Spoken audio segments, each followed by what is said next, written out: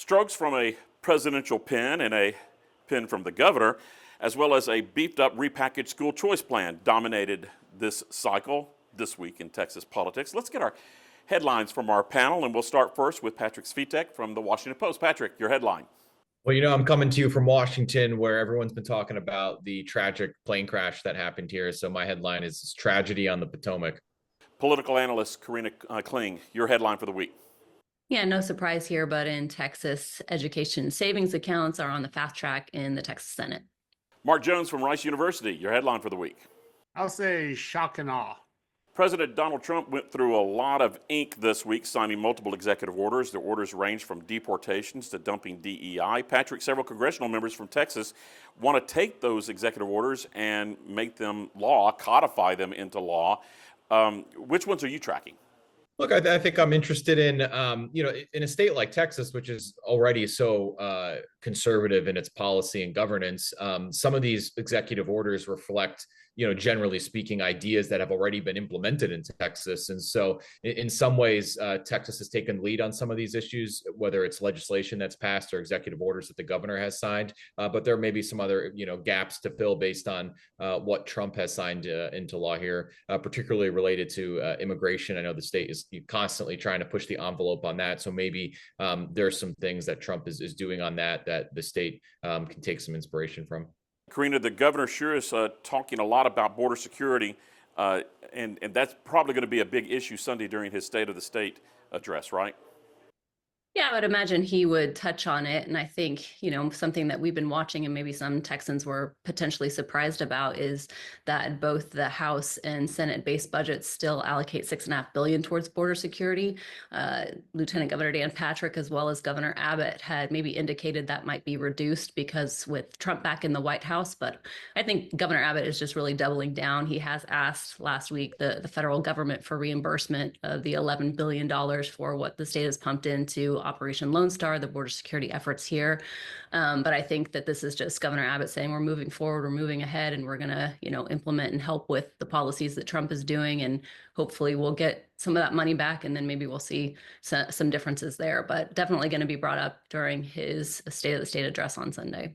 Yeah, doubling down, tripling down, quadrupling down. It's just adding to it, beefing it all up. A recent poll from the Hobby School of Public Affairs showed strong support for deporting undocumented criminals.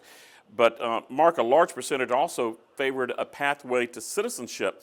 What else caught your eye in that poll? Well, so Texans have a nuanced view of immigration. If we're talking about deporting undocumented immigrants with criminal convictions, 9 out of 10 of them favor doing that and ramping up efforts to do that. If you flip it around, though, and say, well, what about dreamers, children who are undocumented, are undocumented immigrants who were brought here as children? There you see 3/4 of Texans willing to provide a pathway for them to at least live and work in Texas.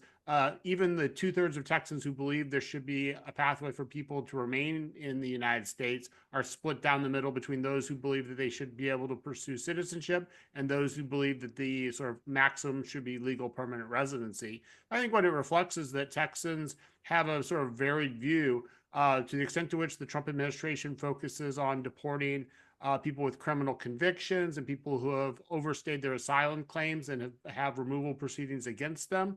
Then you have strong popular support. If, on the other hand, the Trump administration begins deporting dreamers as well as undocumented immigrants who have U.S. citizen children and spouses, that's where you start to sort of not go against majority opinion, but you have a much larger share of the Texas population that is not on board with that. Yeah, it's interesting. Hardcore Democrats like Lloyd Doggett is like saying, yeah, the criminals need to go, but this whole thing, the mass deportation is bad. It's kind of the Democrats still trying to figure out where to go with this one. A Senate committee this week passed the latest attempt at school choice here in Texas. That was followed by President Trump on Thursday signing a school choice executive order. Patrick, this all involves block grants and actually allows some military families to try to tap into this. It's getting big and broader, right?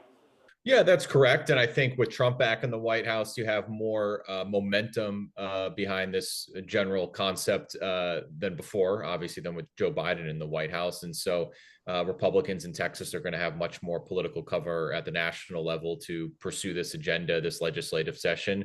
And then I'm not familiar with all the details of the latest proposal in the Texas Senate, but it does seem like it is going to be more ambitious than the proposals that were kicked around the last time lawmakers were in Austin.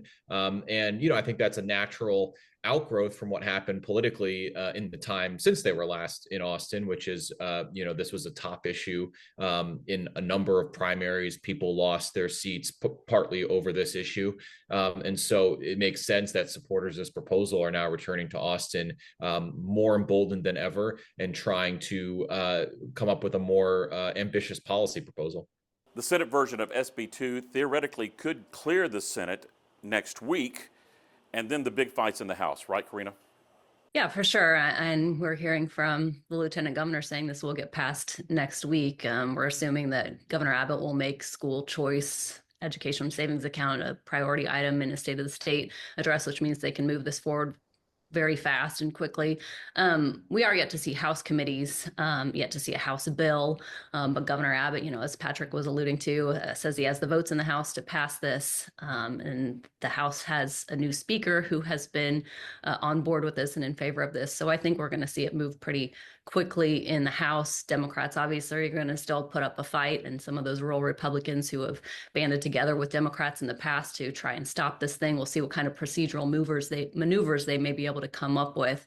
But I think it's probably inevitable that some type of school choice legislation will pass this session. I think the real questions are going to be, the devil's in the details and what all this looks like and how the two can compromise at the end of the day. A recent poll indicated that 70% of those in that poll saying they support education savings accounts. But Mark, the catch is that they want it to benefit all parents, and SB 2 doesn't do that. So is this where the rub's going to be, the devil in the details that Karina mentioned? Well, I think, for school choice advocates, they view this as an imperfect plan, but far better than the current status quo, which is no school choice. In the poll, we find that support is greater for the more limited version of school choice that sort of focuses on low-income Texans and has a smaller part for all Texans. Now, certainly what a majority of Republicans want to see, more than 2/3, is the passage of school choice legislation that benefits all parents. But they also are supportive of the legislation that benefits and focuses primarily on low-income parents. And that's the part that gets more Democratic support, and particularly among white Democrats and Black Democrats. But overall, I think what we find in the polling is that an overwhelming majority of Texans favor school choice. The only group that is resistant to it are white Democrats, particularly older white Democrats, baby boomers, and Gen Xers. Pretty much everybody else, there's pretty strong majority support in favor of it. And there's a strong split within the Democratic Party between Black Democrats and white Democrats, with Black Democrats overwhelmingly favoring school choice, whereas white Democrats are much more skeptical about it. Lieutenant Governor Dan Patrick essentially backed a dump truck of bills into the Senate the other day and poured in 25 priority bills and then said, hey, I got a lot more that we're going to total about 40 of them. Most of it is a collection of red meat, but there is one I think that could be substantial. That's creating a dementia prevention and research institute in Texas. Mark, what's on the list that you are watching? Well, I think, like you mentioned, there's some things there that are red meat. There are other things that are focused on water, infrastructure, energy. But then there's also things on the 10 Commandments. So looking at the mixture of those, and what I think will be interesting is the Senate's likely to pass a large share, if not all of those. And then what will be fun to watch, or at least intellectually interesting to watch, is what does Dustin Burrows do with this conservative avalanche of bills that are going to arrive in the House sometime in late March and to mid-April? And it'll be a good sort of test case for his alliance with Texas Democrats in terms of how much of that he effectively pushes through and how much of it he blocks. The tradition in the House has been that by and large, both under Speaker Phelan as well as under Speaker Strauss was to block a lot of that red meat legislation, let it come out of the Senate. And so it'll be a good test case for how conservative the House is going to be and how much influence Democrats have in blocking legislation that's primarily symbolic red meat legislation that they universally oppose. On Patrick's list is an item establishing Texas as America's film capital. Ironically, Thursday, a coalition of Texas actors, including Matthew McConaughey, launched a campaign to tap into the budget surplus for that. You know, I don't know if state lawmakers will be starstruck over all this, but, you know, it could be interesting. Patrick, anything on the lieutenant governor's list that has caught your attention?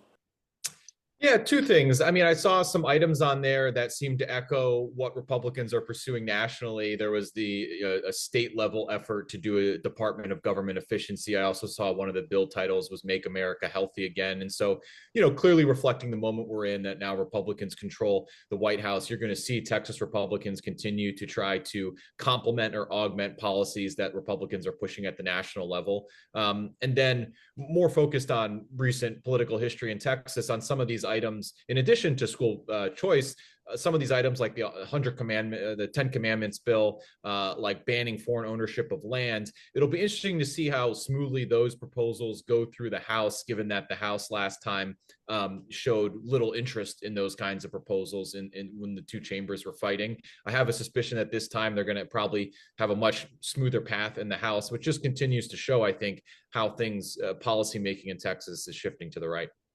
You know, Governor Abbott says that he doesn't want to call a special session, but man, I look at this list and I say, is this a foreshadowing, of what may be coming this summer if there is a special session? Karina, what caught your eye? No, don't say that. They vowed to not have special sessions this time around. I think we're all hoping for that as well. I mean, I'll just, add to what Mark and Patrick are saying. I mean, there are bipartisan issues on there like water, property tax relief that Texans are wanting to see done. Some of those more red meat, more conservative agenda items like infusing more religion in school, reiterating what Patrick was saying on the 10 Commandments, one of Dan Patrick's priorities, and the House pushed back on that last time around. I guess I'll note one other one that is Senate Bill 3 has the low bill number there is the restricting THC. And so I think that's going to be an interesting kind of fight to watch. That was a top priority. That is a top priority for Patrick. Lawmakers, of course, regulated that hemp in 2019, consumable hemp in 2019, but Patrick says retailers have really just gone too far with this. So what that looks like and how that comes out of this legislative session and what happens with it in the House as well. You know, a recent poll came out, Mark, that talked about, what should we do with the surplus and priorities and things like that. Does this poll match up with Patrick's list? In many ways it does. Property tax relief is right up there. Pay raises for public school teachers was up there. Water for infrastructure, more funding for the Texas Energy Fund. The only exception would be that we did find that the third most popular item for spending the budget surplus was expanding Medicaid under the Affordable Care Act, since Texas is one of 10 states that has not yet done that. That didn't appear anywhere on that Senate list, and I wouldn't expect it to. All right, let's wrap it all up with one word for the week, and we'll start first with Karina, your word for the week. It's been a long week, so I'm going to say weekend. I'll stick with the theme of blitzkrieg. Yeah, I'm going to stretch it and do deja vu because we have the lieutenant governor releasing a long list of priorities early in the session. People are swearing there's only going to be one session this year. It sounds a lot like what we've heard every 2 years in Texas. All right, and that is This Week in Texas Politics.